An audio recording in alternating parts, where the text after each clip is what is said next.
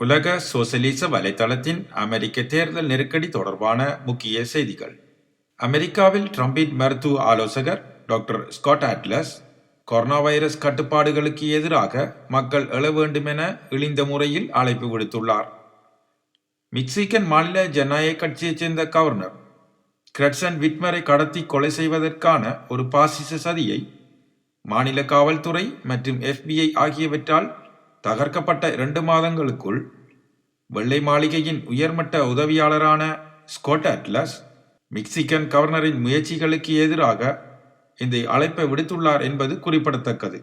மதுவகங்கள், உணவகங்கள் மற்றும் பிற உட்புற கூடுமிடங்களை 3 வாரங்கள் மூடுவது, உயர் பள்ளிகளில் தனிநபர் வகுப்புகளுக்கு முடிவு மற்றும் பிற கட்டுப்பாடுகள் உட்பட தொற்று நோய்களின் பெருந்தாக்கத்துக்கு எதிராக புதிய பொது சுகாதார நடவடிக்கைகளை விட்மர் வெளியிட்ட பின்னர் ட்ரம்பின் வெள்ளை மாளிகை கொரோனா வைரஸ் பணிக்குழுவின் தலைவரான ஸ்காட் அட்லஸ் ஞாயிற்றுக்கிழமை இரவு ட்விட்டரில் பின்வருமாறு கருத்து தெரிவித்தார்.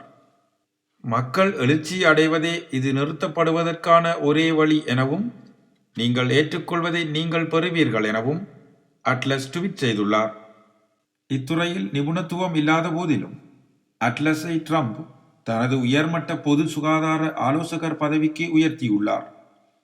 ஆளுநர் விட்மருக்கு எதிராக மக்களை எழ அழைப்பு விடுத்ததில் அட்லஸ் நன்கு அறியப்பட்டவர். செப்டம்பர் மாதம் கைது செய்யப்பட்ட பாசிச துப்பாக்கிதாரிகளின் மொழியை அவர் எதிரொலிக்கிறார். அவர்கள் விட்மரை அவரது விடுமுறை இல்லத்திலிருந்து கடத்தி வெளியேற்றி முந்தைய கொரோனா வைரஸ் முடக்குதலுக்காக கொடுமைப்படுத்தி விசாரணை செய்த பின்னர் அப்பெண்மணிக்கு மரண தண்டனை வழங்கவும் திட்டமிட்டிருந்தனர். குறிப்பாக கொரோனா வைரஸ் மெக்சிகனை கடுமையாக தாக்கிய வேளையில் விட்மரின் முந்தைய நிர்வாக உத்தரவுகளான பள்ளிகளையும் மதுவகங்களையும் உணவகங்களையும் முதற்கட்ட தொற்று நோய்களின் போது மூடிய பின்னர் ட்ரம்ப் மெக்சிகனை விடுவிக்க என்ற பெயரில் தனது ஆதரவாளர்களை அழைத்தார். கடந்த சனிக்கிழமை இரவு வாஷிங்டன் DC மற்றும் சாக்ரமெண்டோ, கலிபோர்னியா, நெவாடாவின் கார்சன் சிட்டி உள்ளிட்ட பல மாநில தலைநகரங்களில் ட்ரம்பின் பாசிச ஆதரவாளர்களுக்கும் இனவரி எதிர்ப்பு ஆர்ப்பாட்டக்காரர்களுக்கும் இடையே ஏற்பட்ட மோதலுக்கு பின்னர் ட்ரம்பே வெளிப்படையாக வன்முறையை தூண்டினார். அமெரிக்க தலைநகரின் தெருக்களில் காவல்துறையின் சில பிரிவுகளின் ஆதரவுடன் நவநாசி ப்ரௌட் பாய்ஸின் நடவடிக்கைகளை ட்ரம்ப் பாராட்டினார். ஆர்ப்பாட்டங்கள் மற்றும் அவற்றின் வன்முறை விளைவுகளை பற்றி மீண்டும் மீண்டும் ட்வீட் செய்த ட்ரம்ப் தனது அரசியல் எதிரிகளை பாசிச வார்த்தைகளால் கண்டித்தார். அவர்களை மனித தீவிர இடது குப்பைகள் மற்றும் தீவிர இடது ஆன்டிஃபா அழுக்குகள் என்றும் அழைத்தார். அதே நேரத்தில் அனைத்து ட்ரம்ப் எதிர்ப்பு ஆர்ப்பாட்டக்காரர்களையும் சாத்தியமானவரை பலம், வன்முறையை பிரயோகித்து அடக்குமாறு வாஷிங்டன் DC காவல்துறையினரை வலியுறுத்தினார். ட்ரம்ப் ஏற்றுக்கொண்ட அனைத்து அறிவிப்புகளிலும் மிகவும் சிலிர்க்க வைப்பது ஒரு கிறிஸ்தவ அடிப்படைவாதியும் ஜனாதிபதியின் வெளிப்படையான ஆதரவாளருமான நடிகர் ஜான் ஒயிட்டின் ட்விட்டர் வீடியோவாக இருக்கலாம். அதை ட்ரம்ப் கடந்த வாரம் பிற்பகுதியில் மறுட்வீட் செய்தார். ஜனநாயக கட்சி வேட்பாளர் ஜோ பைடனை ஆதரித்தவர்களை கண்டித்து அவர்களின் அழிவை முன்னறிவித்த ஒயிட் பின்வருமாறு கூறினார். இப்போது மகிழ்ச்சிக்காக குதிக்கிறவர்கள் அவர்கள் இருக்கும் பயங்கரத்தை நோக்கி குதிக்கின்றனர். உள்நாட்டு போருக்கு பின்னர் இது இப்போது எங்களுடைய மிகப்பெரிய போர், சாத்தானுக்கு எதிராக நீதியின் போர். ஏனெனில் இது இடதுசாரிகள், தீங்கு விளைவிப்பவர்கள், ஊழல்வாதிகள். அவர்கள் இந்த தேசத்தை கிழிக்க விரும்புகிறார்கள். ட்ரம்ப் வன்முறையை தூண்டுவதோடு உள்நாட்டு போரின் அச்சுறுத்தல்களை மறுட்வீட் செய்கையில் குடியரசுக் கட்சி முழுவதிலும் அவரது உதவியாளர்கள் தோல்வியை ஒப்புக்கொள்ள மறுத்ததை ஒரு வேட்பாளராக அவரது உரிமைகளை முறையாக பயன்படுத்துவதைப் போல கருதுகிறார். ட்ரம்ப் இந்த தேர்தலில் கிட்டத்தட்ட 6 மில்லியன் வாக்குகள் மற்றும் தேர்தல் குழு வாக்குகளில் 3,6232 எண்ணிக்கையில் தோல்வியடைந்துள்ளார். ட்ரம்பின் பாசிச வரி பேச்சுக்களுக்கு ஜனநாயக கட்சி மக்களை அமைதிப்படுத்தும் மயக்க மருந்துகளுடனும் தூக்க மாத்திரைகளுடனும் பதிலளித்து வருகிறது. டொனால்ட் ட்ரம்பும் குடியரசுக் கட்சியினரும் நூற்றாண்டு பழமையான ஜனநாயக மரபுகளை மிதித்து கணிசமான வித்தியாசத்தில் தோல்வியுற்ற ஒரு தேர்தலை ஒப்புக்கொள்ள மறுத்து வருகிறார்கள். ஆனால் ஜனநாயக அரசியலின் அடிப்படையாக கருதப்படும் அதிகாரத்தை அமைதியான முறையில் மாற்றுவதில் ஈடுபட மறுக்கிறார்கள் என ஜனநாயக கட்சியினர் யாரும் வெளிப்படையாக கூறவில்லை.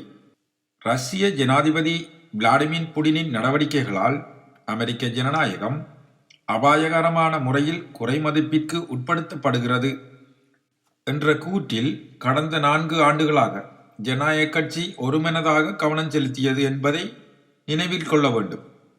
வெளிநாட்டு தலையீடு என்ற ஒரு கூற்று ஒரு முழுமையான புனர்கதை என்று நிரூபிக்கப்பட்டுள்ளது மட்டுமல்லாமல், ஜனநாயக உரிமைகளை அளிக்க ஒரு உண்மையான சதித்திட்டத்தை எதிர்கொள்ளும் போது ஜனநாயக கட்சியினர் வெறும் மோசமான நடத்திக்குரிய விடயமாக மட்டுமே காட்ட முற்படுகிறார்கள். ஒரு பத்திரிகையாளர் சந்திப்பில் ஒரு சாதாரண பதவி மாற்றத்தில் ஈடுபட ட்ரம்ப் மறுத்ததன் விளைவுகள் என்ன என்பது பற்றி பைடனிடம் கேட்டபோது, நாங்கள் ஒருங்கிணைக்கப்படாவிட்டால் அதிகமான மக்கள் இறக்கக்கூடும் என பைடன் பதிலளித்தார். உண்மையில் வரும் மாதங்களில் இறப்பவர்களின் எண்ணிக்கை 10,000 மற்றும் 100,000 கணக்கானதாக இருக்கும். ட்ரம்ப் நிர்வாகத்தின் கொள்கை கிரிமினல்தனமானது என்ற உண்மையை பைடன் இந்த பத்திரிகையாளர் சந்திப்பில் விரிவாக கூறவில்லை. இது பாரிய கொலைக்கு காரணமானவர்கள் மீது வழக்கு தொடர வேண்டிய அவசியத்தை எழுப்புகிறது. மக்கள் முகக்கவசங்களை அணிய வேண்டும் என்று வலியுறுத்துவதை தவிர வளர்ந்து வரும் பேரழிவை தடுக்க எந்த ஒரு குறிப்பிடத்தக்க திட்டத்தையும் பைடன் முன்மொழியவில்லை. இறுதியில் ட்ரம்புடனான ஜனநாயக கட்சியினரின் வேலைத்திட்ட வேறுபாடுகள் ஒரு தந்திரோபாய தன்மையை கொண்டவை. ட்ரம்பின் பாசிச சதித்திட்டங்களை விட அவர்கள் சொல்வது எதுவும் வெகுஜன எதிர்ப்பை தூண்டி சந்தைகளை குறை மதிப்பிற்கு உட்படுத்திவிடும் என்பதில்தான் அதிக அக்கறையுடன் உள்ளனர். தேர்தல் முடிவுகளை தூக்கி எறிந்து பதவியில் நீடிப்பதற்கான தனது முயற்சிகளை ட்ரம்ப் தொடர்ந்தால் ஜனநாயக கட்சி கொள்ளையடிப்பவரை அதிகாரத்திலிருந்து விரட்டியடிக்கவும் அவரையும் அவரது ஒத்துழைப்பாளர்களையும் சிறையில் அடைக்கவும் அமெரிக்க மக்களுக்கு அழைப்பு விடுக்க மாட்டாது. மாறாக ட்ரம்புக்கு எதிரான எந்த ஒரு மக்கள் கிளர்ச்சியையும் நசுக்குவதற்கு அவர்களாலான அனைத்தையும் செய்வார்கள். மேலும் உள்நாட்டில் முதலாளித்துவ ஆதிக்கத்தையும் உலகளவில் அமெரிக்க ஏகாதிபத்தியத்தின் அந்தஸ்தையும் பாதுகாக்கும் ஒரு மாற்றத்தை உறுதிப்படுத்த ஜனநாயக கட்சியினர் இராணுவ உளவுத்துறை இயந்திரத்தை நம்பியிருப்பார்கள். மிக்சிகனில் ஆளுநர் விட்மரை போலவே அதன் சொந்த ஆளுநர்கள் கொலை அச்சுறுத்தலுக்கு உள்ளான போதும் கூட ஜனநாயக கட்சி அதன் சின்ன விரலை கூட அசைக்கவில்லை. அதன் அனைத்து விவகாரங்களையும் போலவே ஜனநாயக கட்சியினரும் என்ன சொல்ல முடியும் என்பதில் உண்மையான சமூக கட்டுப்பாடுகள் உள்ளன. இவை அமெரிக்க இரு கட்சிகள் கட்டமைப்பில் ஜனநாயக கட்சியின் போலி பாத்திரத்தின் விளைவாக இருக்கிறது. இந்த கட்சிகள் ஒரு முதலாளித்துவ ஏகாதிபத்திய கட்சி.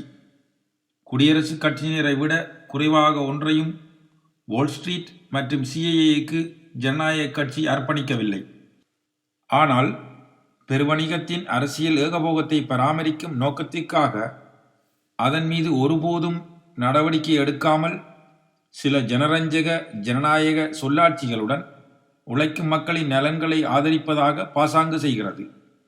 2020 தேர்தல்களும் தேர்தலுக்கு பிந்தைய நெருக்கடிகளும் சர்வாதிகார ஆட்சியின் அச்சுறுத்தல் மற்றும் வெளிப்படையான பாசிசத்துக்கு எதிரான எந்த ஒரு தீவிரமான போராட்டத்தை நடத்த அதன் முழுமையான இயலாமை மற்றும் விருப்பமின்மை ஆகியவற்றை ஜனநாயக கட்சியின் வர்க்கத்தன்மை பற்றி பதிலளிக்க முடியாத ஒரு செயல் விளக்கத்தை அளித்துள்ளன. பைடன் அடுத்த ஜனவரியில் பதவியேற்றாலும் இல்லாவிட்டாலும் பாசிச அபாயத்துக்கு எதிரான போராட்டம், தொழிலாளர் வர்க்கத்தின் சுயாதீன அரசியல் அணிதிரட்டல் மற்றும் அதன் சொந்த புரட்சிகர சோசியலிச கட்சியை கட்டுவதன் மூலமாக மட்டுமே முன்னேறி செல்ல முடியும் என்று உலக சோசியலிச வலைத்தளம் திட்டவட்டமாக தெரிவிக்கிறது.